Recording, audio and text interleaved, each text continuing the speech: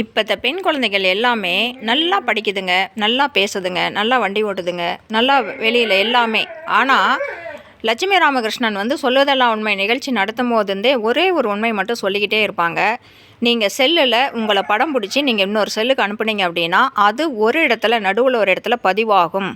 அது இந்த செல்லுலேருந்து அந்த செல்லுக்கு மட்டும் போகாது. அந்த செல்லில் அதை அழிச்சிட்டா அழிஞ்சிரும்னு நினைக்காதீங்க. நடுவில் ஒரு இடத்துல அது பதிவாயிடும். அதுதான் அதனுடைய ஹெட்டு. நீங்கள் அதை அழிக்கணும்னு நினச்சாலும் அழிக்க முடியாது. அது மிஸ்யூஸ் பண்ணணும்னு நினச்சாங்கன்னா கண்டிப்பாக அதை தப்பாக யூஸ் பண்ணிவிடுவாங்க. நீங்கள் அதை புரிஞ்சுக்கோங்க. தயவு செஞ்சு உங்களை நிர்வாணமாக படம் பிடிச்சி யாருக்கும் அனுப்பாதீங்க. அது யாராக இருந்தாலும் சரி, கட்டிக்க போகிறவனாக இருந்தாலும் சரி, கட்டிக்கிட்டவனாக இருந்தாலும் சரி, எப்படி இருந்தாலும் சரி, இந்த தப்பை பண்ணாதீங்க அப்படின்னு சொல்லிட்டு அவ்வளோ தூரம் சொன்னாங்க. ஆனால் இப்போ பாருங்கள், இப்போ ஒரு பொண்ணு அந்த தப்பை செஞ்சுட்டு அவன் இஷ்டத்துக்கு பணம் கேட்டான், நான் அனுப்பிக்கிட்டே இருந்தேன், இப்போ என்கிட்ட பணம் இல்லை அப்படின்னு சொல்லி இப்போ கொண்டு போலீஸில் கம்ப்ளைண்ட் பண்ணியிருக்குது. நீங்கள் பெண்கள் எல்லாமே ஒன்றை புரிஞ்சுக்கோங்க. நீங்கள் செல்லில் உங்களை எப்படி படம் எடுத்து நீங்கள் இன்னொரு செல்லுக்கு நீங்கள் அனுப்புனீங்க அப்படின்னாலும் அது நடுவில் ஒரு இடத்துல பதிவாகிடும். அந்த ஹெட்டு அங்கே ஒருத்தன் தப்பானவனா உட்காந்துட்டான் அப்படின்னா உங்களை எப்படி வேணாலும் அவன் யூஸ் பண்ணிவிடுவான் உங்கள் ஃபோட்டோவை. அது மட்டும் நீங்கள் புரிஞ்சுக்கோங்க. நீங்கள் அப்படிலாம் இல்லை, டெக்னாலஜி எனக்கு தெரியும், எங்கள் அப்பாவுக்கு தெரியும், எங்கள் தாத்தாவுக்கு தெரியும்லாம் விதாண்டாவாதம் பண்ணாதீங்க. யாருக்கும் தெரியாது, தெரியுதா? இல்லைன்னு சொல்லுவாங்க. இல்லை அப்படிலாம் பதிவாகிறது இல்லை அப்படின்னு சொல்லுவாங்க. ஆனால் உண்மை என்னென்னா உங்கள் செல்லுக்கும் இன்னொரு செல்லுக்கும் நடுவில் எந்த கனெக்ஷன் வேணாலும் இருக்கும். ஒட்டு கேட்குறாங்க, அதெல்லாம் கூடவா எத்தனை படத்தில் எடுத்து காமிச்சிட்டாங்க. ஒட்டு கேட்கும் போது ஏன் இப்போ நீங்கள் எடுத்துக்கிற காட்சிகளை ஏன் அவங்க எடுக்க முடியாது? அது கூடவா உங்களுக்கு புரியல? ஆனால் எந்த பொண்ணுங்களும் அதை ஒத்துக்க மாட்டேங்குது. பேசுது, கண்டபடி பேசுதுங்க.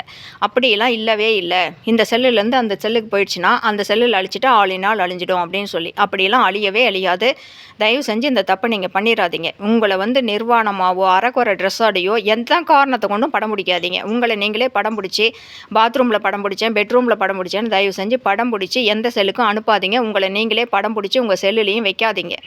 உங்கள் செல்லில் நீங்கள் படம் பிடிச்சி யாருக்கும் அனுப்பாமல் வச்சுக்கிட்டிங்கனாலும் அது ஒரு இடத்துல பதிவாயிடும்.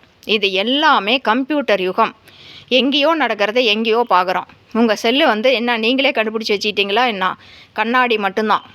எந்த விதமான டெக்னாலஜியும் இல்லாத ஒரு கண்ணாடி வேணால் நீங்கள் எப்படி வேணாலும் பார்த்துக்கோங்க. அது ஒன்றும் பண்ணாது. இந்த பக்கம் நீங்கள் நவுந்துட்டிங்கன்னா அதுவும் நவுந்துடும். ஆனால் இந்த செல் அப்படி கிடையாது. நீங்கள் படம் பிடிக்கிறது எல்லாமே ஒரு இடத்துல பதிவாகும். அதை மட்டும் நீங்கள் புரிஞ்சுக்கிட்டு உங்களை நீங்கள் படம் பிடிங்க. யார் கேட்டாலும் கையை எடுத்துக்கிட்டான், செத்து போகிறேன்னு சொன்னான், அவன் செத்து போட்டு விடுங்க. அவன் செத்தா உங்களுக்கு என்ன நஷ்டம்? எங்கேயோ இருக்கிற ஒருத்தன் செத்து போகிறான், அவன் மேலே நான் உயிராக இருந்தேன், இந்த வார்த்தையெல்லாம் சொல்லக்கூடாது. இதெல்லாம் ரொம்ப தப்பான வார்த்தையாக உங்களுக்கு தெரியலையா? அவன் மேலே எங்கேயோ ஒருத்த மேலே போகிறது, உயிராக இருக்கிறது அப்பா அம்மா இருக்கிறாங்க, அண்ணன் தம்பி இருக்கிறாங்க, இவங்க மேலே தான் உயிராருங்களே. ஒரு நாய்க்குட்டி வளர்த்தி அது மேலே தான் உயிராருங்களே. ஒரு பூனைக்குட்டி வாங்கி அது மேலே உயிராருங்க. 2 புறா வாங்கி கொடுக்க சொல்லுங்கள், 2 கிளி வாங்கி கொடுக்க சொல்லுங்கள், என்னென்னமோ இப்போலாம் இருக்குது. வாத்து வாங்கி கொடுக்க சொல்லுங்கள், அது மேலே உயிராக இருங்க. நீங்கள் என்ன வேணாலும் இருங்க, அதுக்கு மொத்தம் கொடுங்க. அது உங்களோட நல்லா இருக்கும். அப்படி வாழுங்க. எப்படி வாழணுமோ அப்படி வாழுங்க. உங்கள் வாழ்க்கையை நீங்களே எந்த காரணத்தை கொண்டும் கெடுத்திக்காதீங்க.